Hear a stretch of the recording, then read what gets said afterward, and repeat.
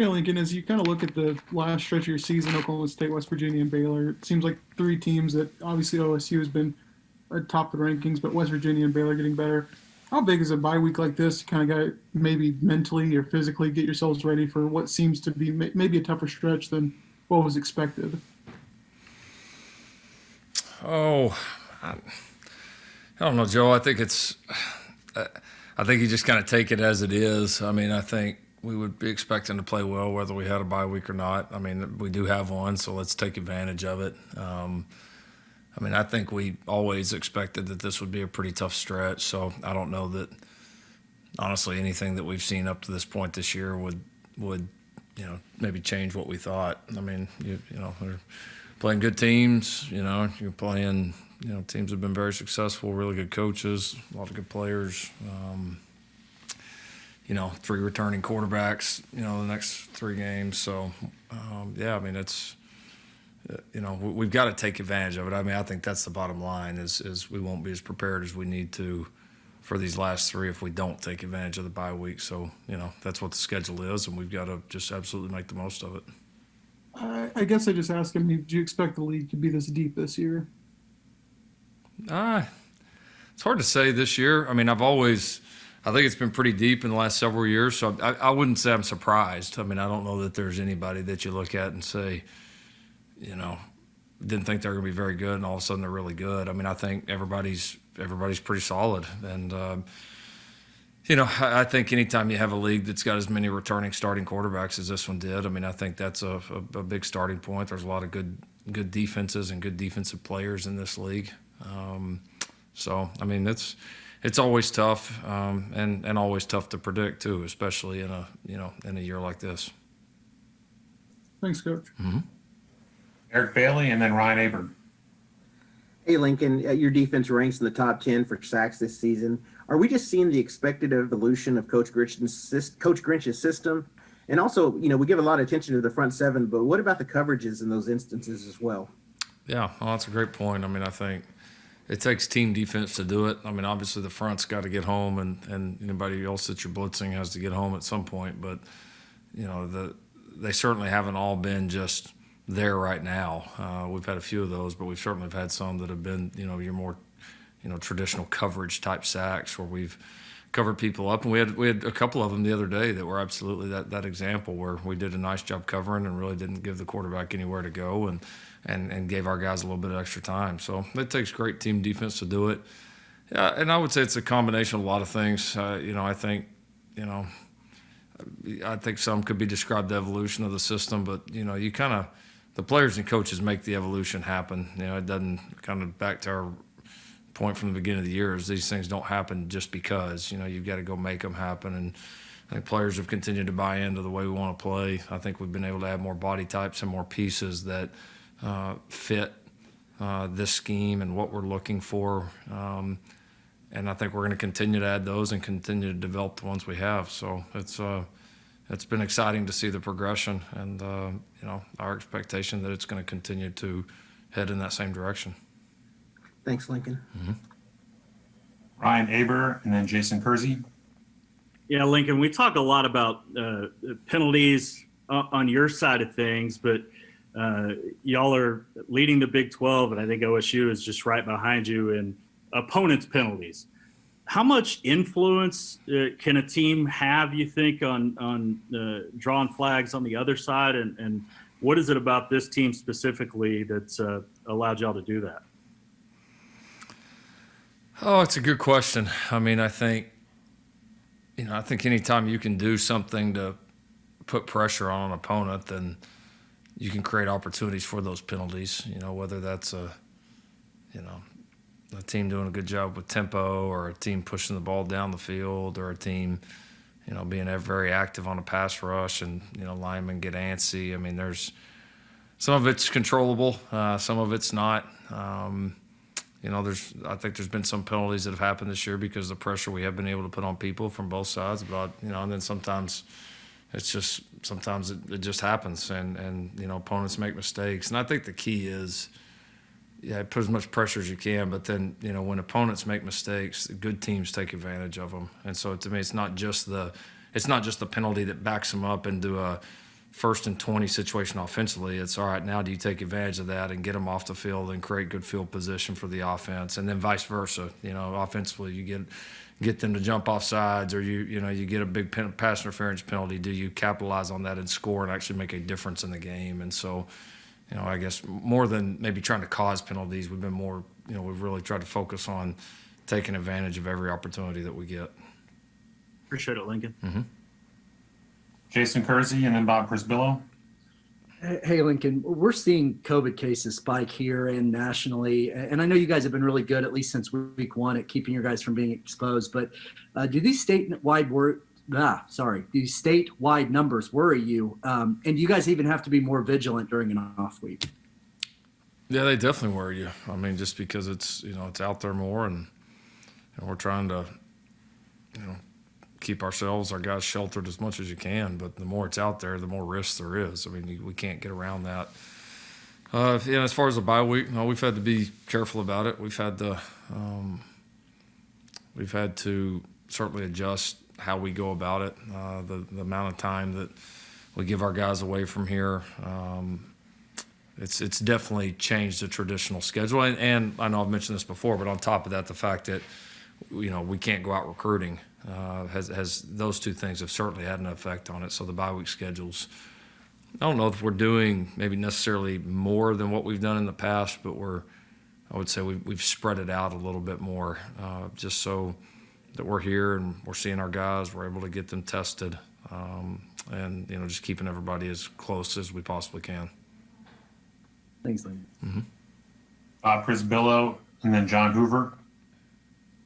Lincoln, the team looks different with Perkins and Stevenson back, but what did you learn about Isaiah Thomas and TJ Pledger? How important were they in keeping things afloat while those other guys were out?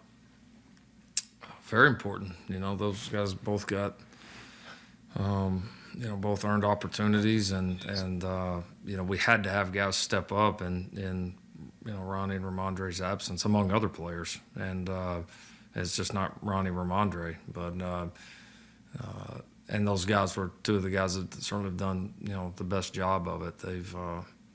They were big for us. Their evolution of going from role guys or guys that had just done a little this, a little that, to being one of the guys. That's a big jump, and they both done a tremendous job, and they've both been warriors for us certainly throughout this year.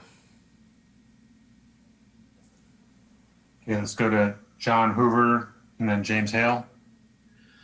Lincoln, each week it seems like we're seeing more and more guys, more and more freshmen get on the field on defense. I'm sure that's partly because of the nature of these last three games, but does it also reflect maybe how the defensive coaches just want to see more of those guys where, what the older guys can do, for instance?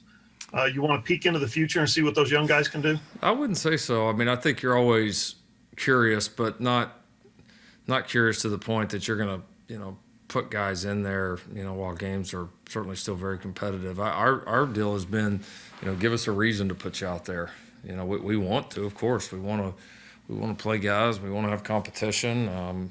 We want to keep people fresh. I mean, we want to do all those things, but you can't just put a guy out there just because you want to. They have to earn it, and they have to show that they're ready. And maybe not ready to go take 50 snaps, but maybe they're ready to go out there and take 15 snaps. And I would just say we've had more and more guys over the last several weeks show us that they are ready and that they have earned those snaps and they're ready to go perform and help this team win. And some of it's just young guys growing up and understanding that they got to practice at elite level every day, and they got to give their coaches and players confidence to put them out there. Some of it is this COVID year that we've dealt with and what all these guys have missed. A number of our young players were ones that did get hit or with either COVID or contact tracing. So on top of it being new, a lot of those guys have missed anywhere in between 10 and 24 days on top of all the other stuff. And so it's, that makes it, so a little bit difficult to catch up. And but I've been excited about several of our young guys, especially defensively, because they're we've got some real talent there, and they're starting to get to the point where they can help this team now win football games. Thanks, Lincoln. Mm-hmm. James Hale and then Jenny Carlson. Lincoln, you guys are a national recruiting school, and you do that as well as anybody in the country. You're as good a recruiting school as anybody. But, the in-state guys you get this year, they're having a big impact, the in-state guys that you have on your football team, and they're playing really, really well. Talk about the impact and what some of these guys are doing for you that are in-state players that are playing, looks like in November, like your team usually does, are playing some great football. Yeah, no, it's been critical. It's just, it's impossible, but I think it's hard to have a great college football program if you don't have some really, really strong players in your state, and you're able to keep them home and guys are able, and not just keep them home just because they're in-state guy, but because you would have went and recruited that guy, no matter where he was at. And the one bonus is he happened to grow up going to OU games and watching OU, and parents went to OU, and all those great things that come with it. So, no, it's been huge. Obviously Isaiah's been talked a lot about. Of course, I think Trey Brown has really stepped up for us here. Kind of from the Texas game on, I think he's has really done some nice things for us. Played some really, really solid ball. Obviously, Creed, has been a really good leader for us offensively. Marcus Majors had some really nice moments offensively. I'm probably leaving some guys out, but it's Pat Fields, has had another very steady year for us at the safety position. So no, it's been good. It's important. And the football in this state, I think, even in the few short years I've been here, I know I've said this many times, but I just see it keep getting better and better, and I feel like there's more and more prospects and more OU type guys, and which is always a great thing. Thanks, Lincoln. Mm-hmm. Okay, Jenny Carlson and then Brandon Drum. Hey, Lincoln, I want to ask you an on-field question, but non-X's and O's, if you will. You guys have worn the alternative jersey once already this year. We've kind of started to see him about twice a year. I'm just kind of curious what your process is for picking games, when to wear those, and if I know that the program's had kind of that same alternative look for a while. Has there been any talk with Nike about maybe a reboot or a redo at some point? Yeah, no, it's normally something we start at the beginning of the season and or before the season starts, and sit down with with administration and with our equipment staff and look at our games, look at our schedule, and we've normally mapped out a home and away game to be able to wear the alternative ones, and then we've had the rare, maybe, I don't know, I guess the Texas Big 12 championship game was maybe the only one that we just said, we're going to just made a decision on the run and said we were going to do it. So other than that, I would say they've been pretty scheduled.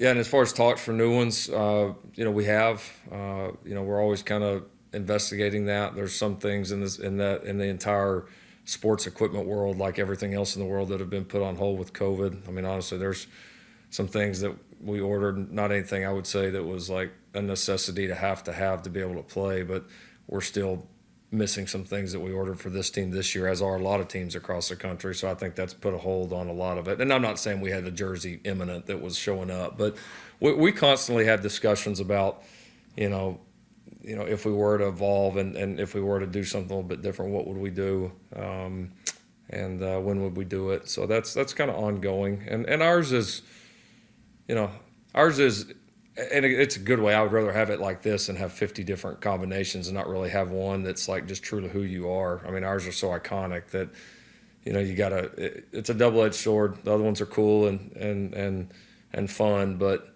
ours are so good, it's hard to get too far away from that.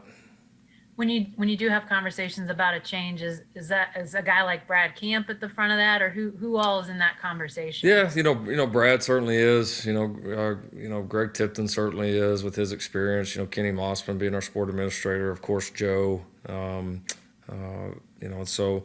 sometimes it's just ideas that get kicked around, but yeah, it's you're always kind of looking for the next thing, and hopefully, here in the future we can land on something pretty good. Cool. Thanks. You got it. Brandon Drum and then Keegan Renault. Hey, Lincoln, during your time at Oklahoma, you've been around Eric Stryker as an edge rusher, and Obo Ronquo. Can you talk about Nick Benito and where he ranks up with those guys as an edge rusher, and what that brings to your team, the defense, kind of the issues that it causes opposing offenses. And then on the other end, you're going to go up against, speaking of in-state guy, Trace Ford, who's similarly like Benito in that. Can you talk about him as well and what he causes problems for you're going to be going up against as well in a couple weeks? Sure. Yeah. Nick's really grown. You could see, I wasn't here for Strike's early years. Strike was kind of just that undersized guy that had, such a motor and an intensity of getting to the passer. Great feel for the game.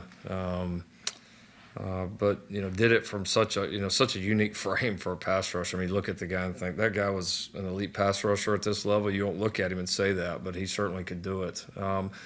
Obo had more prototypical strength and power combination. I think Obo, through his years, it was learning to become a complete player and do more than just rush the passer. And I think Nick has in some ways been similar. Nick has a little more length than Obo does. He's not quite as strong. That'll be a big, I think, deal for him as he continues to grow. How strong can he get and really add that power to a game that already has, he's probably got as good a bend and acceleration, all of that. Being able to make himself skinny, body control, probably ranks pretty highly with those guys. But, those guys, I would say, they continued to improve throughout their career, and every year was a little bit better, and they made themselves more rounded players. And Nick has started to do that. He's certainly improved here in this season, but, to be what he can be, he's going to have to continue to take, weaknesses that he has and turn them into strengths and continue to build his body and his understanding. But he's doing a great job for us. He's an athletic guy and very, very tough to stop on the edge. And then Trace Ford, tremendous player. Has been able to do it early on in his career there at Oklahoma State and been, very consistent for them. They do a great job of moving him around, using him a lot of different ways, and you can tell he's really progressing as a player and giving a lot of offenses a lot of trouble. Thank you. For a few more here, let's go to Keegan Renault and then Gary Murdoch. Lincoln, a lot of the talk was about the run game early in the year and getting that going, but it seems like the pass protection since that Iowa State game has really ticked up. What can you attribute that to? Is it Creed? Is it Coach Beatonbow? Or what can you attribute that to? Oh, just a little bit of everybody, honestly. I mean, it's kind of like the question about the pass rush on the defense. I mean, it takes it all. I mean, we're playing cleaner ball. We still, we had a couple of mistakes the other day that we hadn't honestly been making as much in the previous games. But other than that, we were pretty clean. And yeah, I just think, backs have been a little bit better in it. We've been able to win our one-on-ones and be on the same page more pass pro-wise. I think Spencer's, getting a better feel for what we're doing and when we need to get the ball out, when we can hang on to it a little bit and let things develop.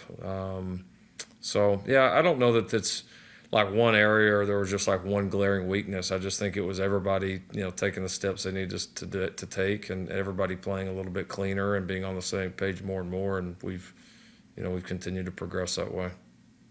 Does that go hand in hand with Spencer's development the last 3 to 4 weeks as well? In some ways, I mean, it helps. I mean, no doubt. I mean, obviously, being able to protect those guys and let them be comfortable is a important deal and one of the biggest jobs of an offensive line and backs and whoever else is involved in the protection. So, it has certainly helped, and then his progression has helped the protection too. So it certainly goes both ways. Thanks, Lincoln. Murdoch and Steve Blevins. Lincoln, I know, this year of all years had to be the worst time for somebody to suffer an injury, when school was shut down. I'm curious, you talked really glowingly about Jaden Hazelwood from the beginning. What did you kind of learn about his character? What did that teach you and maybe players around him to be able to go through that rehab process when he had to and that he came back this quickly?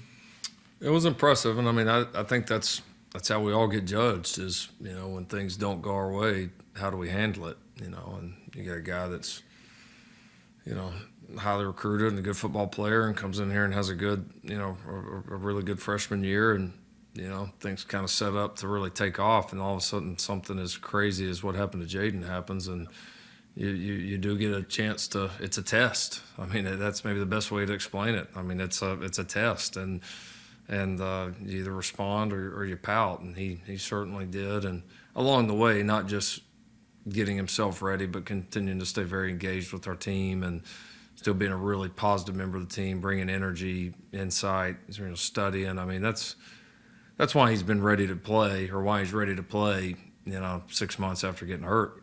I mean, that's, a lot of guys aren't, even if a guy's physically maybe busted his tail in the weight room and rehab and all that, but maybe mentally he didn't quite prepare like a guy that's getting ready to play a game where, I think Jaden has done a good job of both and given himself to not only be ready to play some, but also contribute here.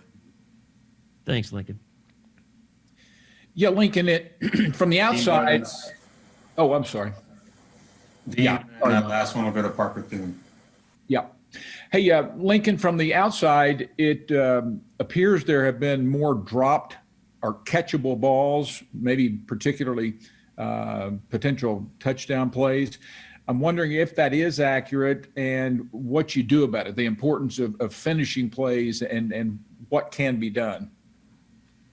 I think it's fair. I do think it's fair. I think we've had a few more drops this year than we've had in previous years. And so, no, it's kind of comes down to each individual guy, and you try, if you can find a pattern, then you address it, whether it's sometimes guys are too amped up and need to be relaxed. Sometimes it's focus. Sometimes it's something physical. Sometimes it's something technical. So I think you get to the root of the problem. I mean, the worst way to coach a guy is just when he drops one, is tell him to catch it. I mean, that doesn't help a whole lot. Now, guys are gonna drop one from time to time. That happens, and so I think our deal is we don't make any more or any less of what it is. If a guy drops one, we try to, if there's an issue that we see with it, we'll address it. But obviously, guys only get so many opportunities, and we need them to make them. And our guys, we have dropped a few more, especially in the end zone, than we need to. We've also made some tremendous plays on the ball too, and so.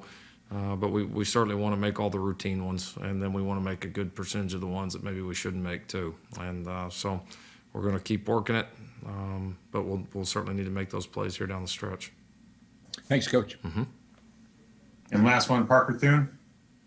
Coach, I know it didn't really affect the outcome of the game on Saturday, but just curious, how fun was it for you to see Chandler Morris get his first career touchdown on that scramble in the fourth quarter? Yeah, no, it was. It was fun. It was fun to get a lot of those guys in there.